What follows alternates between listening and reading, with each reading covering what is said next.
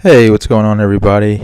Here with my first indie comic review for a little channel I got, Slackercast, me and my co-host Greg. Now, this is my first time, so don't be too hard on me. I want to do this in one take. I don't want to do any type of edits, just a little 15-minute video getting into something I've recently got into. We'll get into that in a second now. Again, I've seen enough reviews to kind of know the gist of it and try to handle this and get it done with. But I don't know. We'll see how it goes. Shout out to your boy Zach. I watch a lot of his videos and kind of go off that. He's had a lot more experience than me, but this is my first time. What I wanted to do was, instead of going through mainstream comics, because we've seen many videos on that, I wanted to kind of shine a spotlight on the indie scene. I've been following it for a couple years now. Big fan of EVS, what he's got going on, and Comicsgate in general. And, I kind of wanted to review the comics, kind of give unbiased reviews on them, because I hadn't seen many on YouTube yet. And just basically what you see is either they don't like Comicsgate or they do, but nothing really, like I said, unbiased. Not like they read it and kind of given any sort of insight on it, in-depth reviews. I just hadn't seen them yet. So I kind of wanted to start it on this channel, the Slackercast, a little sub kind of channel I got with indie comic spotlight reviews. And I'm not going to spend too much time with the introductions. We're really just going to crack on into it. Now, the first episode is just going to be StarBlades. I got this. I ordered this like a year ago, I think, or maybe it was 2 years. It was a while ago. I ordered this book around the same time I got Cyberfrog Blood Honey. And, that came out fairly quick for me. I came in on that a little bit late. He kind of offered I think a second run of that title. Ethan Van Sciver did, and so I jumped in on it late, and I got mine almost immediately. I got the not the chromium, but the team up cover, which I thought was pretty cool. So yeah, StarBlades. Getting into this took a long fucking time to come out, man. I actually thought, because I had switched addresses, and I was like, maybe it went to my other address, because I had lived in an apartment for a little bit and left and kind of came back and helped my mom out with some bills and what have you. A little bit too much information, but basically, I was like, oh, okay, so maybe some dude sitting in my apartment now has StarBlades. Maybe it was under my old address. But out of the blue, I get this in the mail, and I'm immediately excited. This is the one I really wanted. This, Jawbreaker's God King, this and Cyberfrog Blood Honey all came out around the same time. And so, I was pretty excited about all three of those. I didn't just get it, but the Graveyard Shift volumes 1 and 2, I have those. I wanted to get 3, but I kind of missed the ball on that one. So I have to pick that up maybe on eBay for like a shit ton more, but whatever, it's fun. Basically, going ahead with the StarBlades, I immediately loved the art from when I saw it. I believe Kyle Ritter did all this. I think he colored it and drew it, wrote it. And it's cool because it's got the all caps logo on it, so they're starting to kind of expand. I remember when that was just Cyberfrog. Now they got the Rainbow the Brute is another one he's got coming up, and I believe the Snowman, Cold Day in Hell. I also ordered that one, so I'm waiting on that to come in. But so sticking with this one, now that it's finally come, I had a chance to read it. And I'm going to go ahead and take it out of the packaging. It comes in a mailer, a Gemini mailer, pretty standard. You get your pretty secured sleeve and cardboard behind it. Try not to damage this too much. I kind of like keeping these in pretty good condition. And just a little backstory on me. I was never a comic dude before Comicsgate, I mean, I picked up graphic novels because everyone did. Watchmen, Dark Knight Returns, anything that was kind of, a big deal, I got, like the Nightfall storyline. But I was never an issue guy. I was never like issue 1 to 2 to, Spider-Man number 640, what have you. I've always just been kind of a graphic novel reader. But I've recently wanted to get into the issue-to-issue kind of a thing, and I'm liking what I'm seeing with Comicsgate and independent comics in general, even if they're not really, Comicsgate per se.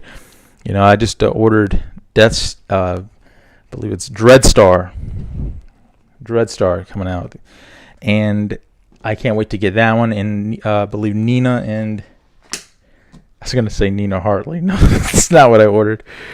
But yeah, it's another one I got coming in from a guy who's not really associated with Comicsgate, I don't believe, and that's fine. Basically, I came into this because of Comicsgate, though. That's my whole thing with it. And Ethan Van Sciver's channel was kind of promoting Blood Honey now. I had no idea he was a comics artist. I had no idea who Ethan Van Sciver was. I wasn't anyone who followed comics artists or writers unless they were like Jim Lee or somebody everyone knew. Frank Miller, what have you. But so when I came in this, I was pretty excited because of the whole, what they were striving to do with comics.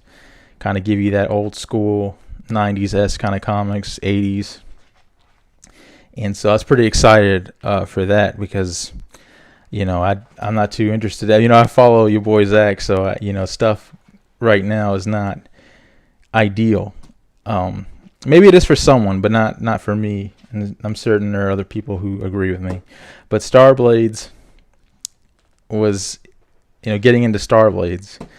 This was a project that was a long time in the making. I'm not sure what the delays were. I'm not sure what the backstory is on that. I'm sure Ethan mentioned it or something on his channel, but I have no clue. But having gotten it, I was pretty impressed with it. So we'll kind of open it up and look. Now, the artwork is beautiful, man. There's nothing more I can say on that.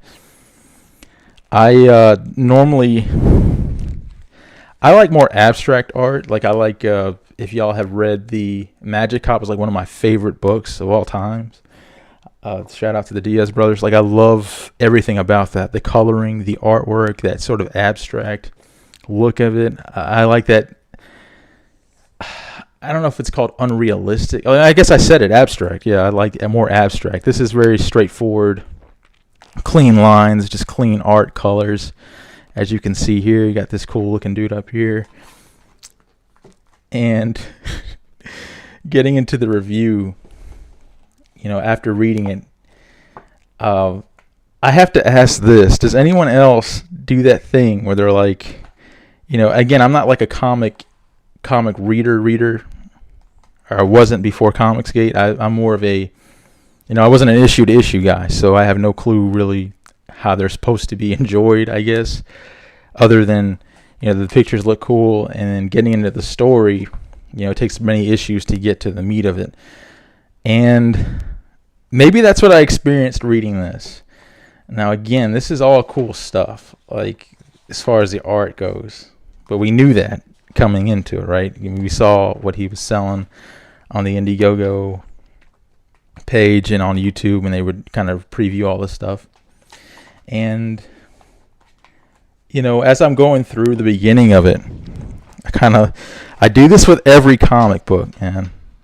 Every one of them. Basically, it's like you go through, and it's like I'm about to embark on a journey.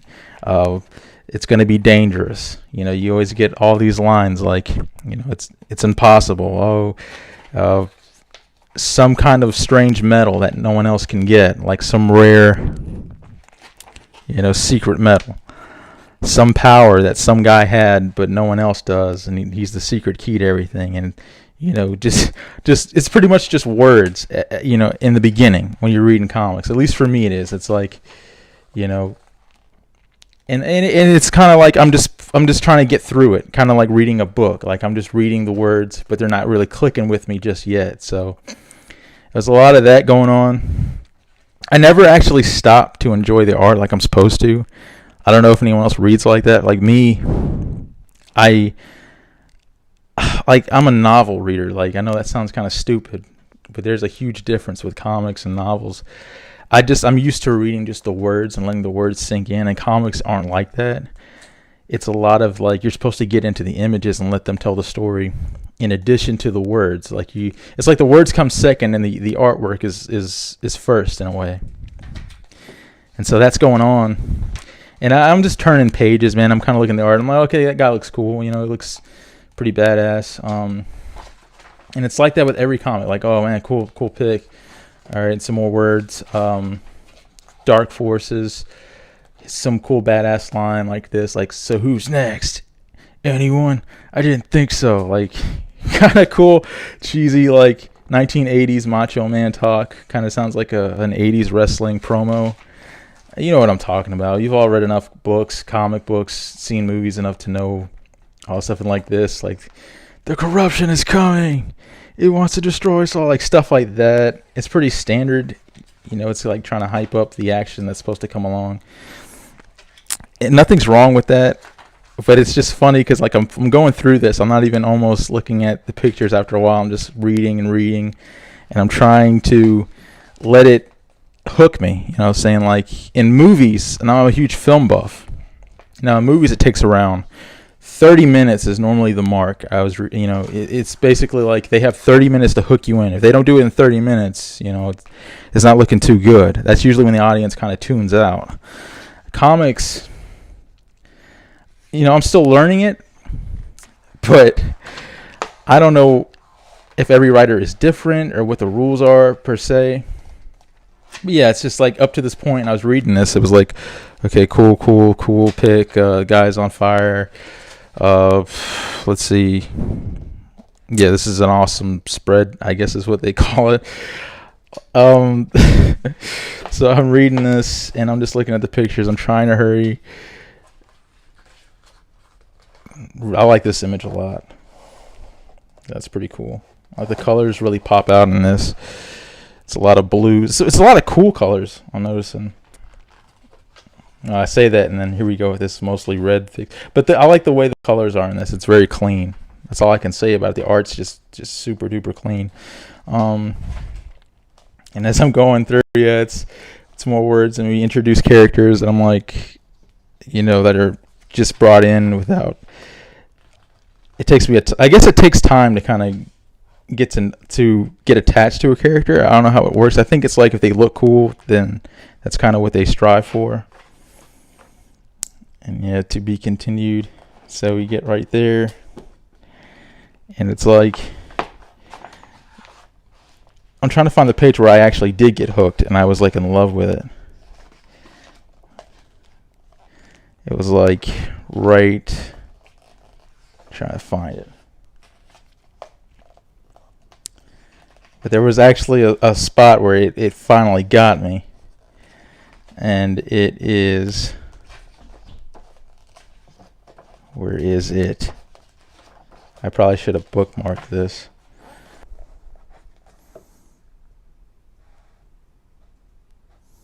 Yeah, so it's like... So right here is when I get kind of hooked. And it's when he says... he actually says the name of the title. He's like StarBlades. He's like, before I go, remember this. Find the ghost tiger, unite the StarBlades, and you can save the world. And when he said that, I don't know why, but it on the one hand is cheesy, but I love that.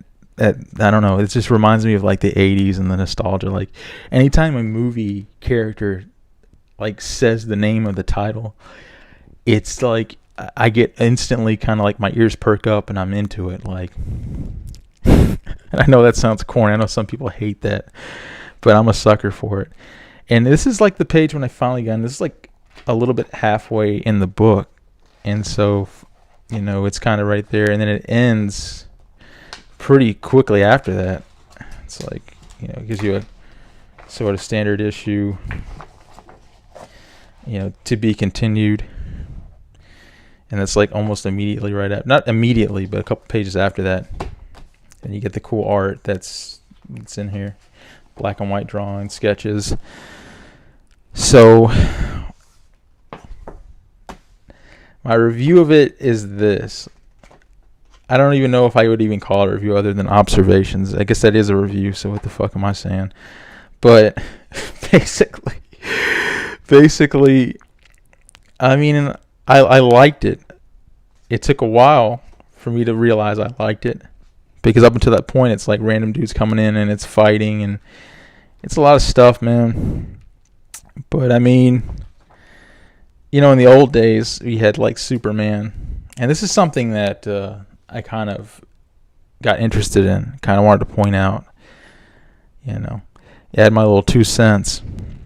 But, you know, in the old days when they made comics, like you had Superman, Batman, you know, Shadow, Doc Savage. What was cool about them was that it had nothing to do with plot. Like, I actually listened to the Shadow radio that they have on YouTube. They have like 3-hour-long podcasts of just old Shadow, you know, radio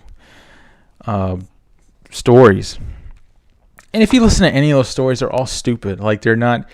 It's almost like, you know, they're quick, you know, like 3-minute stories. They're goofy as hell, you know. But I noticed something when I was reading Doc Savage, when I'm going back to all these pulp characters. It has nothing to do with plot.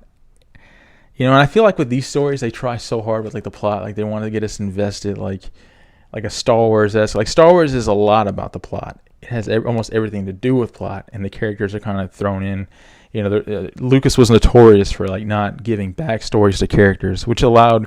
It was good because it allowed the audience to kind of fill in the blanks. Like, who was Boba Fett? You know, when we first meet him in the original trilogy, and so. You know, with stuff like Superman and, you know, the earlier stuff when it was first coming out, it was strictly about that character, the Shadow, Doc Savage. Like, the comic is exclusively about that character. It amplifies his powers, what he can do. You know, Superman jumping in front of a train, you know, jumping over buildings. It's strictly about that guy. And the plot is almost secondary. All the James Bonds are pretty much the same.